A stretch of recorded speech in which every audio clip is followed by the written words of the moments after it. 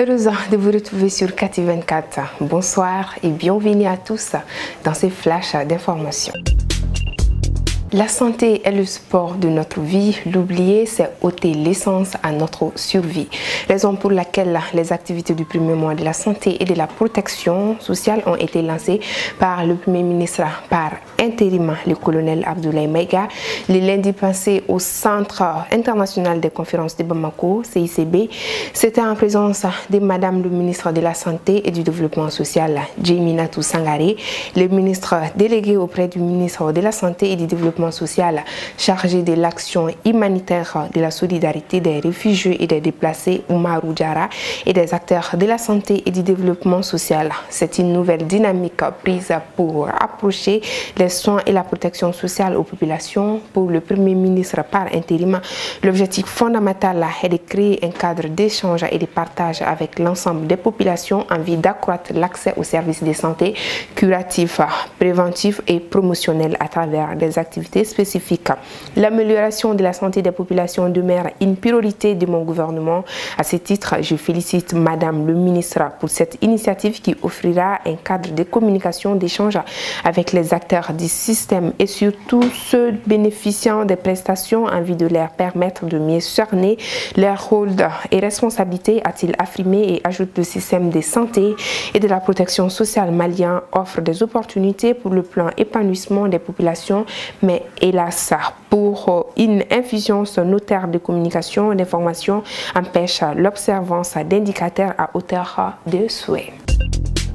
Parlons d'éducation. Après la grève de l'AEM, la synergie des syndicats enseignants signatoire du 15 octobre 2016 entre dans la danse un préavis de grève de 72 heures allant du mercredi 14 au vendredi 16 décembre 2022. À travers un communiqué, la synergie des syndicats enseignants signataires du 15 octobre 2016 a informé l'opinion nationale.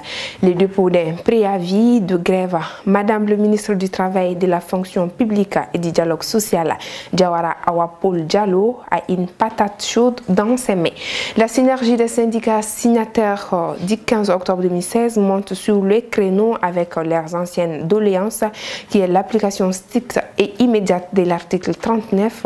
Nous, les syndicats de l'éducation nationale, exigent l'application immédiate de l'article 39 de la loi numéro 2018-007 du 16 janvier 2018 portant statut du personnel enseignant de l'enseignement secondaire, de l'enseignement fondamental et de l'éducation préscolaire et spéciale, a martelé la synergie dans leur communiqué. Toujours les syndicats de l'éducation, bien que disposés au dialogue, se réservent le droit d'observer une grève de 3 jours, soit 72 heures, allant du mercredi 14 au vendredi 16 décembre 2022, inclus si la revendication citée n'est pas satisfaite.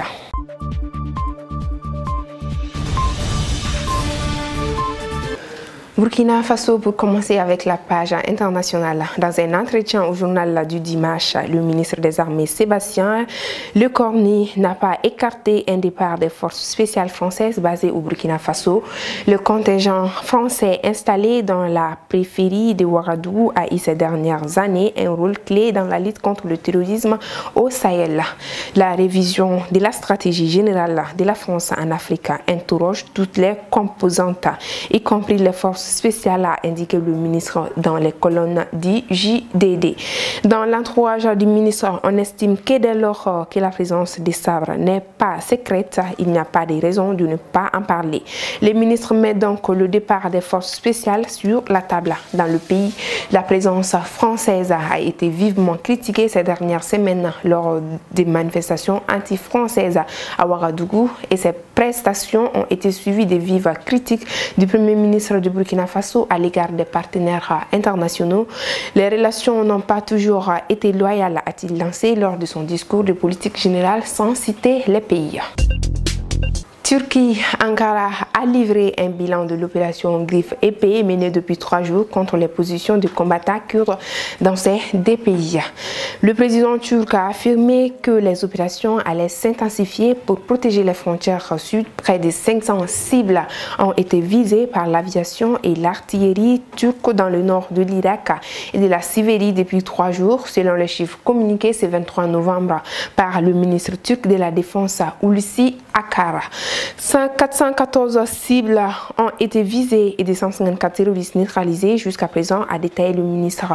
La Turquie a lancé le 20 novembre l'opération Griffe épée, une série de raids aériens suivis par des tirs d'artillerie soutenus contre les positions du Parti des travailleurs de Kurdistan et des unités de protection du peuple. Ankara accuse ces deux mouvements qui ont démenti toute implication d'avoir commandité l'attaquant qui a fait 6 morts et 81 blessés le 13 novembre à Istanbul et menace de lancer une opération terrestre dans le nord de la Syrie pour protéger sa frontière sud. La Turquie a exigé que ses alliés, États-Unis en tête, cessent tout soutien aux unités de protection du peuple. La principale milice kurde de Syrie, considérée comme terroriste par Ankara, celle-ci a été soutenue par Washington pour contrer Daesh. Et voilà, c'est ainsi que s'achève cette édition. Merci à vous de l'avoir suivi. Passez une très belle soirée. À demain.